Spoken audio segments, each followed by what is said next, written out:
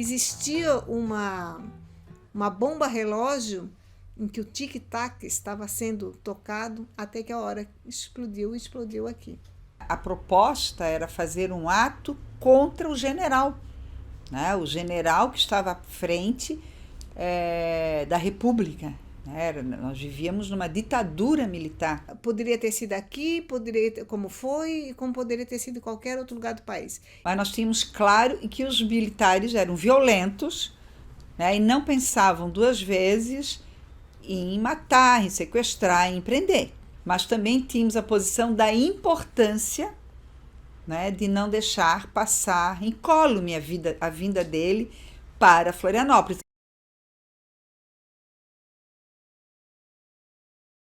A ditadura militar desdobrou-se como regime fascista, com a AI-5.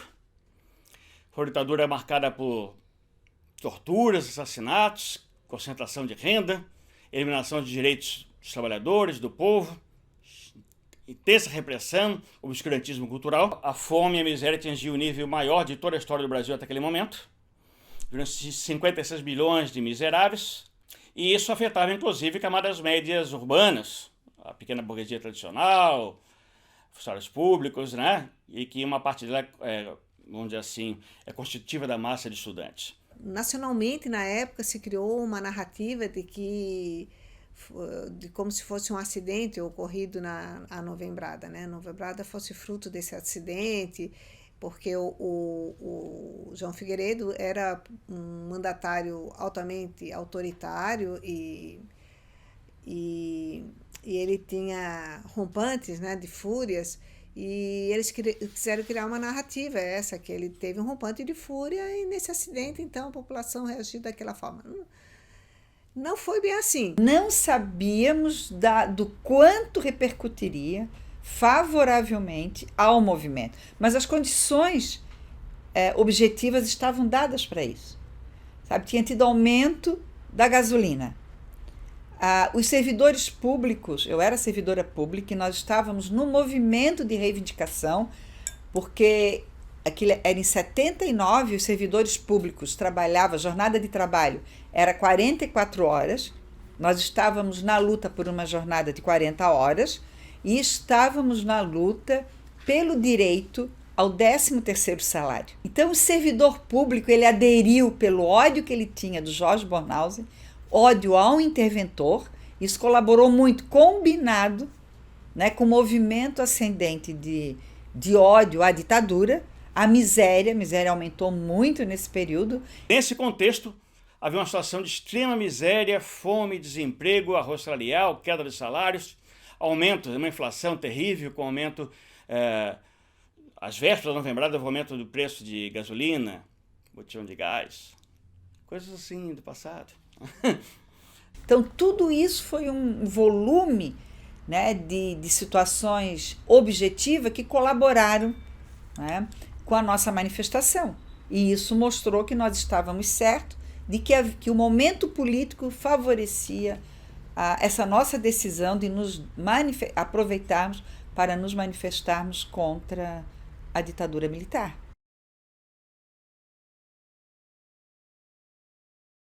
Os líderes estudantis estavam ali como atores para que houvesse uma consciência da população de que aquele ato não era apenas um ato de uma manifestação de um servidor público, que era o presidente, né, e seus governadores, e que era oportuno que as pessoas se manifestassem.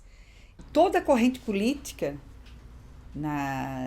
que militava, que estava no DCE, no CE, estudantil, tinha uma ligação partidária, como hoje também. Tá? Só que os partidos estavam todos na ilegalidade. A disputa se dava mais entre a esquerda. Eu tinha conhecimento nesse período, né, do Partido Comunista Brasileiro, que estava na direção do DCE, era bastante forte, e na direção da saúde, do Diretório Acadêmico da Saúde. Em 78, com a greve do ABC, surgiu o movimento pró-PT, quando o Lula colocou a necessidade se construir um partido da classe trabalhadora de massas. Tá? Então, todos os partidos de esquerda que não eram ligados ao Partido Comunista Brasileiro e ao PCdoB entraram nesse movimento, né, de pró-PT, da construção do PT. Todas as forças políticas, por exemplo, como a Democracia Socialista, que eu me lembro, a Convergência Socialista, e aí nós formamos o movimento pró-Partido dos Trabalhadores dentro da universidade. E como que a gente se organizava? As reuniões, claro, eram todas cuidadosas, tínhamos nome de guerra, a disciplina extremamente forte, não podíamos chegar tarde. Se chegasse 15 minutos, marcávamos uma reunião, a pessoa, faltava uma das pessoas que nós esperávamos. Em 15 minutos, se ela não chegava, a reunião se desmobilizava. Apesar das discordâncias políticas entre nós, a gente sabia que a gente tinha que chegar numa manifestação dessa na maior unidade possível.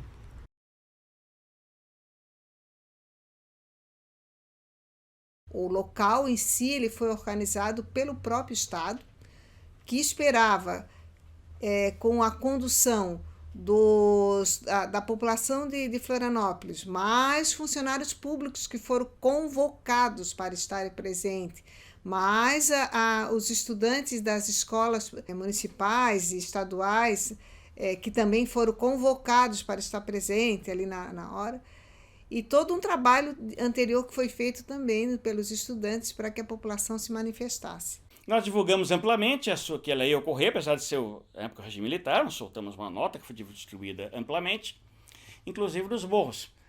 E, curiosamente, isso teve um efeito na própria manifestação de Novembrada, que, enquanto a nossa manifestação ocorria mais na parte de cima da praça, ali onde estava o Figueiredo, o pessoal, lá na parte de baixo da praça, populares dos morros, chegaram inclusive a sequestrar um ônibus para ir lá para o churrasco Figueiredo, né? E como tinha muita polícia, exército, etc., eles acabaram pegando aquele ônibus e indo para as praias. Então, nasceu como um movimento, uma ação estudantil, né, planejada para aquele dia, mas que era de um tamanho não muito grande. Daí nós escrevemos uma carta, né, falando sobre as questões da democracia, as questões das condições de vida, da situação econômica no momento, e a gente foi com essas 2.000 cartas e distribuiu na praça. A praça tinha bastante gente, porque tinha ponto facultativo para os servidores, tinham levado crianças das escolas para receber o presidente, etc. e tal, ali na frente da Figueira. Então, tinha muito mais populares na praça do que estudantes, eu diria, né? Tinha uma barreira, assim, na beirada da praça, da calçada, de policiais militares, que faziam tipo um cordão, mas era uma organização mais ou menos tranquila, né? Até que realmente, e o governador era um governador biônico, e eles foram a sacadinha. O Jorge Bornhausen com o Figueiredo, o Jorge Bornhausen, que era o ditador local, né? Governador não diretamente eleito, escolhido pelo ditador nacional, eles foram lá e fizeram esse movimento, e foi aí que teve essa repercussão. Foi a partir, isso sem dúvidas, foi a partir da manifestação do Figueiredo na sacada do Palácio Cruz de Souza que teve essa repercussão. E depois o Figueiredo ia caminhar até ao Senadinho, ali tomar o cafezinho na Felipe Schmidt. Depois teve toda uma revolta popular na parte da tarde também, com os estudantes secundaristas. A classe dominante, o poder dominante, ele se apresenta de modo aparentemente sério, né? Majestoso, mas perante o povo é evidente o seu caráter ridículo. O Figueiredo, por exemplo, dizia que a abertura era para valer, e quem não quiser que abra, eu prendo e arrebento. Dizia que preferia cheiro de cavalo que cheiro de polvo. Era um cara dado a rompante desse tipo. E na Novembrada você teve aquele ambiente postiço, cheio de faixas mentirosas aí, colocadas pelo governo Bornhausen, que era o governador biônico na época. A juventude está com Figueiredo, trabalhadores estão com Figueiredo, Santa Catarina saúda João, presidente da conciliação, balões de gases enormes, né, com o rosto do Figueiredo. E o povo pegou e derrubou aqueles outdoor, tocou no chão, pegou o balão com a cara de Figueiredo, os 2 balões, estourou o balão, tacou fogo, né? A placa em homenagem a Fernando Peixoto foi derrubada, incendiada. Enfim, o que houve ali foi uma espécie de carnavalização da tirania, em que essas figuras oficiais são malhadas como um boneco carnavalesco ou de Páscoa, né? Pela insatisfação popular, porque, embora eles se levem muito a sério, tinham se tornado perfeitamente ridículos para o povo que perdeu o medo. Então, o que houve na Novembrada é um desabafo popular, porque foi a primeira manifestação de massa desde o golpe de 64, que envolveu diretamente uma mobilização popular contra o general-presidente da República.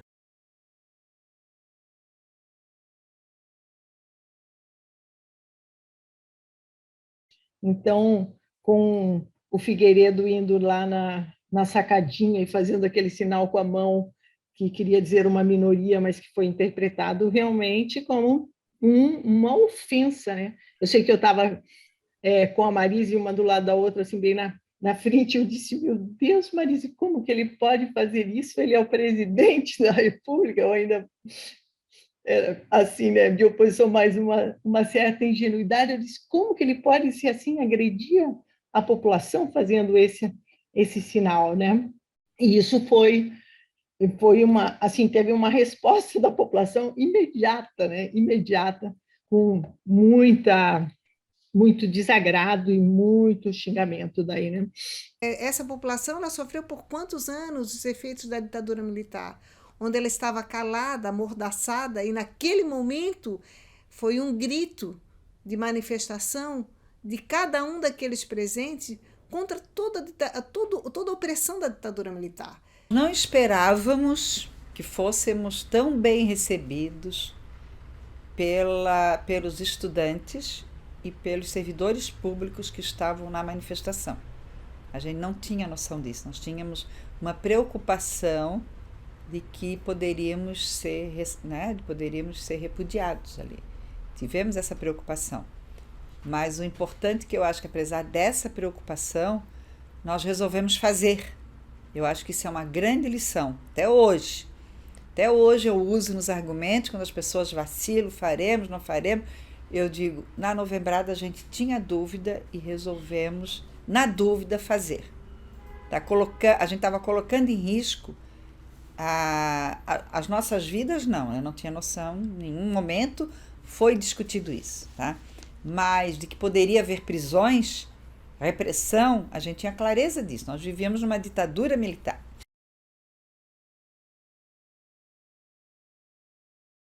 Nós vivíamos um período onde se tratava de uma transição, depois de uma guerra da extrema-direita no país contra qualquer e possível manifestação popular. Qualquer pessoa que dissesse não ao poder constituinte já era considerado como traidor, como terrorista, né?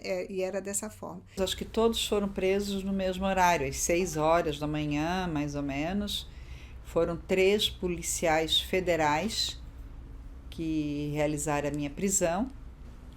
E quando eles chegaram, eles disseram que tinha uma ordem, né, uma ordem do Poder Judiciário, de quem decretou a nossa prisão, que foi o Tribunal, né, Militar, de que para fazer olhar a casa inteira para ver se tinha qualquer coisa que poderia me ligar a atividades que colocam em risco, né, que colocavam em risco a segurança nacional, que é o que eles falavam a vida toda. Eu fui presa às 5 horas da manhã na minha casa e depois de meu pai assinar um mandato de prisão, eu fui colocada no chão de um automóvel, Fusca na época, com na parte de trás dele, com dois, no banco traseiro, e com dois policiais militares enormes, e eu no chão. E eles com a metralhadora engatilhando no meu pescoço o tempo inteiro. E eles deram várias voltas na cidade para eu não tentar reconhecer o caminho que estava fazendo. Mas quando eu cheguei lá na Polícia Federal, no Estreito, o Jais Barreto já estava lá, o diretor do Centro Socioeconômico, professor Lisboa, já estava lá. E aí o delegado me chamou dizendo que o advogado que a minha família contratou já tinha feito um acordo com eles. Que se eu assinasse uma confissão de que eu era inocente e útil do Partido Comunista Brasileiro, do PCB, eu já estaria liberada. Que eu não sabia o que estava fazendo, que eu fui induzida a fazer aquilo pelos militantes do PCB, então já estava tudo pronto para eu assinar. Aí eu expulsei o advogado, né? E eu falei que eu não era inocente e útil, que eu nem sabia quem estava preso, que eu não fui induzida a fazer nada por ninguém, que foi algo que eu fiz com bastante clareza. Quando nós estávamos presos e sendo inquiridos lá na Polícia Federal, lá na sede da Polícia Federal, lá no Estreito, né, a gente viu como eles tinham selecionado esses estudantes, né? Eles selecionaram para prender, né? Porque eles não prenderam a gente no dia, né? Então eles não prenderam a gente pela nossa atuação naquele dia. Eles prenderam a gente pela nossa atuação no movimento estudantil.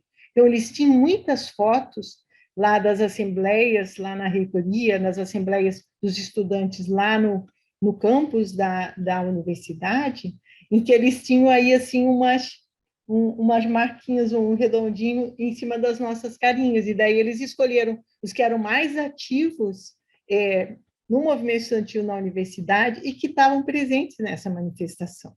Então, não foi uma escolha porque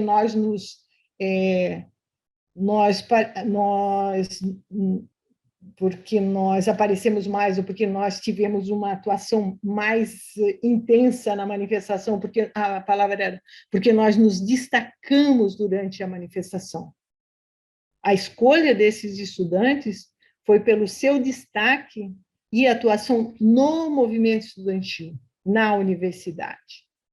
Como nós lidamos dentro do movimento durante todo o tempo com a questão das prisões, e nós sabíamos o que acontecia com as pessoas quando eram presas, como eram as primeiras prisões pós-anistia, nós não tínhamos certeza do que ia acontecer. Nenhum dos 7 estudantes sabia o que ia acontecer. Se iam desaparecer conosco, se a gente ia ser presa, se uma vez presa, se nós iam ser torturados, se nós iam ser mortos, porque era assim que era o modus operandi da ditadura militar. Então foi muito duro e complicado, né? Durante essa prisão que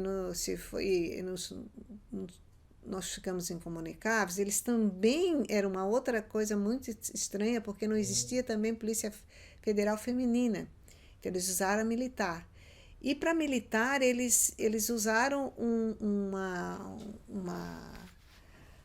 narrativa, né, para as pessoas que eles conseguiram colocar como responsável por nós, de que nós éramos super perigosas, as mulheres, né?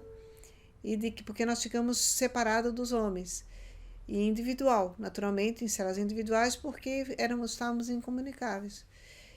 E essas pessoas, então, elas tinham muito medo da gente, porque diziam que nós éramos terroristas, que nós éramos pessoas muito violentas, né? Então foi um período bem difícil. Nos tiravam da prisão, nós fomos colocados, a nossa cela era um quarto de hospital, que nós ficamos no hospital militar, porque não existiu prisão aqui, né, na federal, e nós éramos levadas para fazer o interrogatório dentro uma outra polícia que ficava no Estreito, né, em Florianópolis. E eram depoimentos bastante duros, né, porque como o modo operandi deles, a ditadura militar ela estava em declínio, estava terminando, mas o aparato da ditadura militar ele não acabou. Não é um botão que tu desliga. As pessoas que operavam na ditadura militar, enquanto torturadores, enquanto informantes, enquanto pessoas que estão lá te escutando, fazendo a escuta, são as mesmas, elas continuam, elas são funcionário público, então são as mesmas. Então, elas não é porque existia uma norma, um regulamento que agora não estão saindo da ditadura militar que elas vão deixar de se manifestar da forma. Elas tinham maior preocupação, mas estava nelas ser, né? O instinto do torturador é sempre, né? Então houve muita tortura psicológica com a gente, né?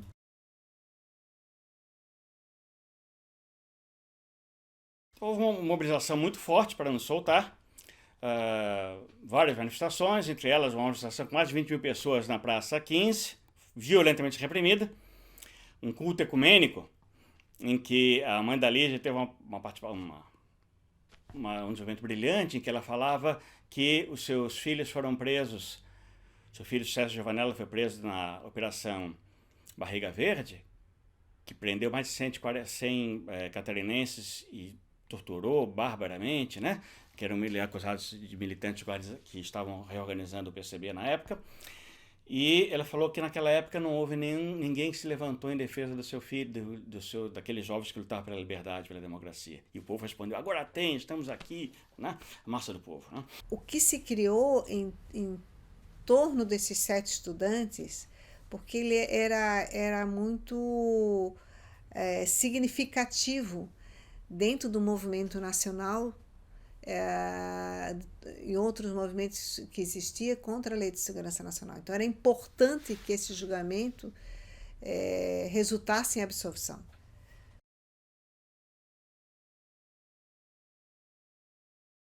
Então, houve várias manifestações desse tipo, muito fortes, e foi só devido a essa mobilização de massa que nós fomos libertados após 10 dias de prisão e pudemos ficar em liberdade durante o processo da Lei de Segurança Nacional, que é a lei fascista, que substituiu o AI-5. Esses representantes para a nossa defesa, né, os advogados, eles tinham em si o atributo não só da defesa do indivíduo especificamente, mas da defesa do caso. E o caso não era de um único indivíduo, não era nem só dos 7 estudantes, mas era algo muito maior, que era a questão da derrubada aí da Lei de Segurança Nacional, que faria parte, né, esse movimento. A resposta desse processo serviria também para esse movimento nacional.